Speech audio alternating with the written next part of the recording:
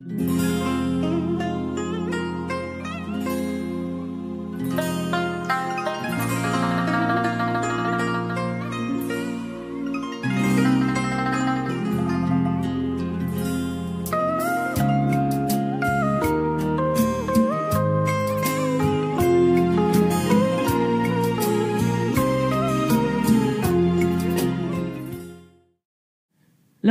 time ago, there was a lake, and in the lake there was a turtle, and outside the lake there were two flamingos. A turtle and two flamingos. They were friends. That year was a very, there was a drought. Yes, drought. So no water. During 1 year, no rain whatsoever. And the lake, the water inside the lake became less and less each day. The aquarium living is slowly went to nirvana, one by one. So now, in this kind of situation, the turtle, the turtle was very restless.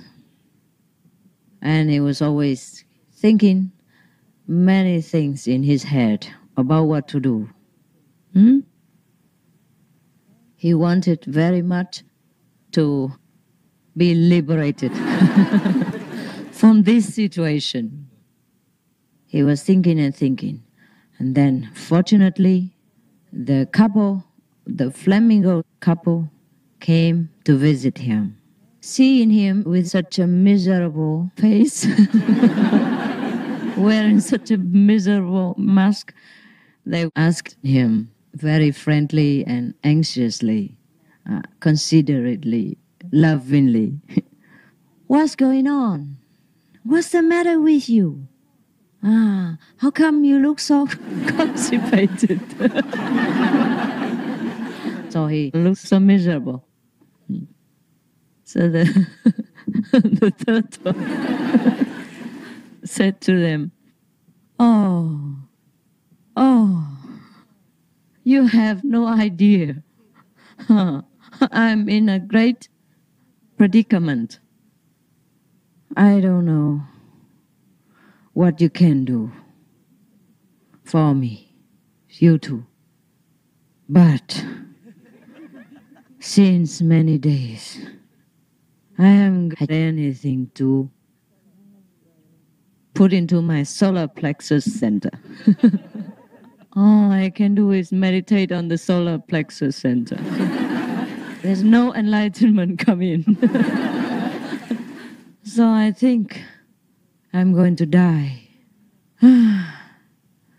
No water, no fish, no shrimps, no frogs, nothing.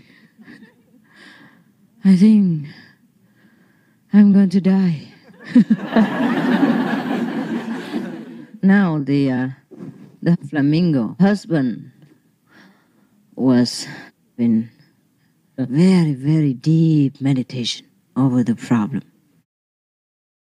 So his eyebrows were knitted together like this.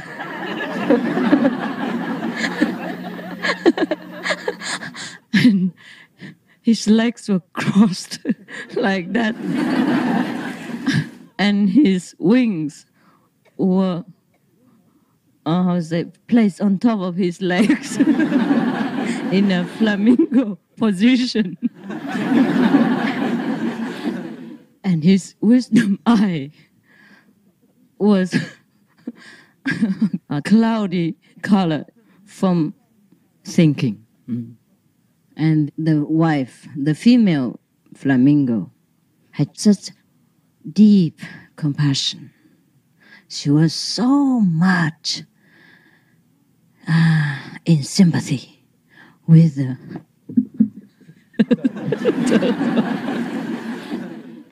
And then the female flamingo said to the turtle, "Hey, 你为什么不 No, but turtle. You understand? No. It's like, why don't you move? Move to another place. Move your house. Your house. He has his house everywhere he goes. Move house. Yeah. Go to somewhere else. Yeah. Begin another business. Yeah. Right, so. And then the turtle was in a very deep, I say, misery, just said to the flamingo, wife, imagine, you know, I have never been anywhere else. Yeah. I don't even have a car.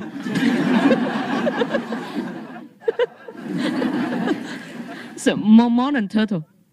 I changed it to suit our century because at that time when the Buddha talked about his story, there were no cars. But now we are in the 21st century, so modernize things a little bit. Not bad, no? Okay. The Buddha would forgive me.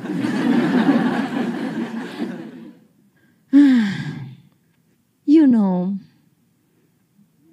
my movement is not very fast. Without a car, what shall I do? Besides, I love my hometown. I would rather die in my motherland. Yeah. If I'm buried in some strange place, do you think my soul will not become restless? The turtle soul couldn't be so restless anyhow. It's so slow, right? It can be restless. And suddenly, the male, the husband flamingo, rose his very long neck up. I have an idea. I want to speak. Please. Full of hope and inspiration. Don't fear, don't fear. I know. 10 miles away from here, there is a lotus, pond. And that pond is famous for never drying up. Is that right? Still okay? Mm. Even when we have such drought like this, it has never been dry. So we will take you over there, and then we will be together. We'll be with you, so that you don't feel lonely, and then we'll share every up and down with you. Is that all right? And then the turtle still consider. He was very slow even in thinking. He was thinking in his turtle manner. Wise, yes. He kept thinking for maybe half an hour until he could think it over. Turtle, very slow. Oh my God! 10 miles! Now even 10 meters I couldn't crawl out, never mind 10 miles. Oh, I think I'm going to die here. I surely would die here. I got nothing to eat. 10 meters I couldn't move. 10 miles. Hey, looks like he was going to die. And then the flamingo husband said, don't worry. We already know. We have transportation provided for you. We have booked your first class air ticket. Don't worry. Yeah. But there is a condition. You have to listen carefully to our plan. Then we can do it. And then the turtle was very seriously interested. He said, Yes, yes, yes, please. Now he was quick. He answered in 20 minutes instead of half an hour. Please tell me, please. And then the flamingo husband said, it's very simple. We both pick up a string and bite. We bite at both sides of the string, and you bite in the middle of the string.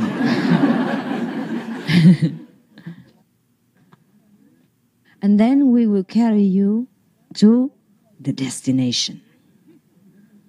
But you must know, never open your mouth during the journey. Otherwise, it's dangerous. And maybe your shell will not be in order. And it will be one piece in one place, you know. Or maybe it becomes turtle powder.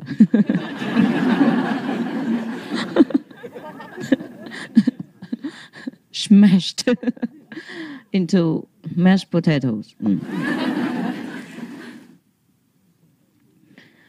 It doesn't matter what happens in between times.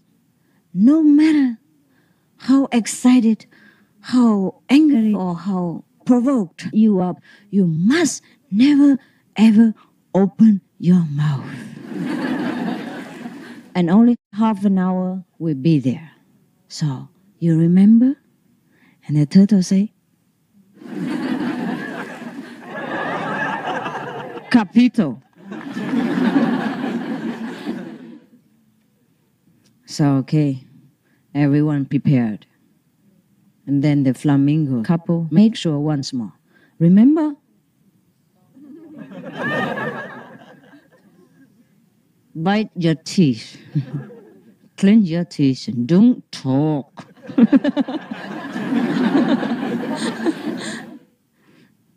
Don't even yawn, understand? You cannot even achim. Have to be patient. Control yourself until we reach the destination. Okay, all right, everything's fixed, ready, understood, stand by, and good luck. Now let's move together with them. All right, then both of them beat the two ends of the string and the turtle in the middle. That's it, they moved. And then from one place after another, they flew, over green pastures, over red flowers, over coffee dry grasses, like in California when I last visited. And then it became green after 1 week or two. And then so many beautiful sceneries passed by. And the turtle enjoyed so much that he forgot his homesickness. Yeah. And many times he wanted to open his mouth just to praise the surrounding. Oh, beautiful Christmas trees. Lovely chapatis. Tasty Indian tea. Beautiful Vietnamese ladies. Nice Chinese songs. Lovely water, etc. But he remembered. He remembered that the flamingo said to him he cannot open his mouth for any reason whatsoever. So he controlled it hard. Put all his attention on his mouth. I never opened it. But there's always a but. They flew over one village, and there were children. And you know children, they're always very naughty. And when they saw the two flamingos and the turtle together. They say, hey, look, the two flamingos tie a turtle. I changed a little bit of this manuscript because it was so boring and illogical. Ah, look, the stupid turtle is caught by the flamingos. Ah, never seen anything like that. What a funny object. Ah, and so they kept saying like that, and then they were shouting and jumping and making fun of the turtle. Now the turtle could not bear anymore. Never ever in his life. And he lived until such an old age. Had people or anyone disrespected him like this. His ego got hurt. His self-esteem battery run low. His wisdom twisted. And his pride boiled up. Like when you cook at 200 degrees in the oven. So he flashed his turtle eyes down to the earth. And he opened his turtle mouth. I said to him, shut up!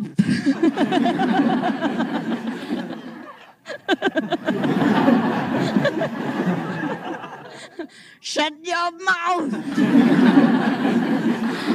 And as he said that, he became no more turtle.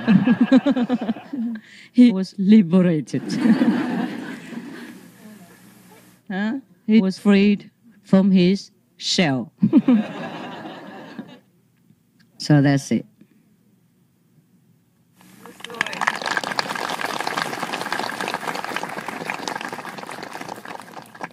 So the Buddha said, yes, we have to respect him. He's a storyteller. The Buddha said, in this world, how many people, just because they don't keep their mouth shut, run into disasters? Therefore, take heed that you talk only when necessary.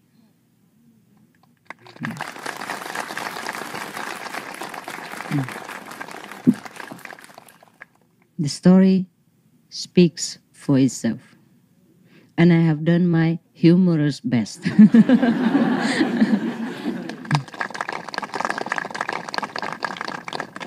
To transform a very serious story into a comedy.